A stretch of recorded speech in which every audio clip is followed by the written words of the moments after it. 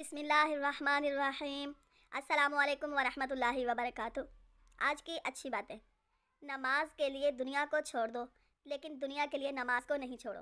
جب یقین اللہ کی ذات پر ہو تب ہر چیز کی پرواہ کرنا چھوڑ دیا کرو، کیونکہ وہ ذات کسی کو مایوس نہیں ہونے دیتی۔ اپنی حد میں رہنا سیکھو۔ حد میں رہنا اللہ کی بہت بڑی نعمت ہے، کیونکہ پانی جب حد سے بڑھ جائے تو طوفان بن جاتا ہے، اور انسان حد سے بڑھ جائے تو وہ شیطان بن جاتا ہے۔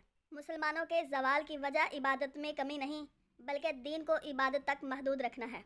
نیت نہیں صاف تو برکت کہاں سے آئے گی؟ جمعے کی نماز سے جنت تھوڑی مل جائے گی۔ گھروں میں رکھے قرآن پر جمی ہوئی دھول دل پر جمی ہوئی سیاہی کو ظاہر کرتی ہے۔ نس نس سے واقف ہے، رگ رگ جانتا ہے، مجھ کو مجھ سے بہتر میرا رب جانتا ہے۔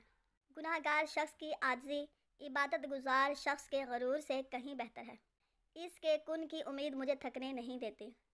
مجھے لوگوں کو نہیں اپنے رب کو راضی کرنا ہے۔ کچھ دن سے میرے دل میں عبادت کی طلب ہے، کچھ دن سے مجھے لگتا ہے خدا روٹھ گیا ہے۔ مکانوں کے بنانے میں عمر ختم کر رہا ہے، بسیں گے دوسرے اور حساب دے گا تو۔ جسم کو مت سنوارو بلکہ روح کو سنوارو، کیونکہ جسم کو مٹی میں مل جانا ہے اور روح کو خدا کے پاس جانا ہے۔ ایک رات ایسی بھی آئے گی جس میں ساری رات اسے خوشی سے نیند نہیں آئے گی کہ صبح مدینے کے لیے سفر کا آغاز ہوگا انشاءاللہ عز و جل۔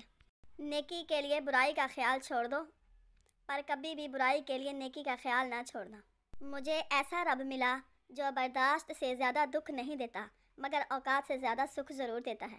میں نے اپنی اوقات کو غور سے دیکھا تو پتہ چلا کہ چند سانسیں ہیں وہ بھی رب العزت کی محتاج ہیں۔ جہاں پانی بہتا ہے وہاں سبزہ اگتا ہے، اور جہاں ندامت کے آنسو بہتے ہیں وہاں رحمت خداوندی کا نزول ہوتا ہے۔ اگر ویڈیو اچھی لگے تو اسے لائک اور شیئر کریں، اور کمنٹ باکس میں اپنی رائے کا اظہار ضرور فرمائیں۔ اور ہاں، ماہی 786 یوٹیوب چینل کو سبسکرائب کرنا نہ بھولیں۔ اللہ حافظ۔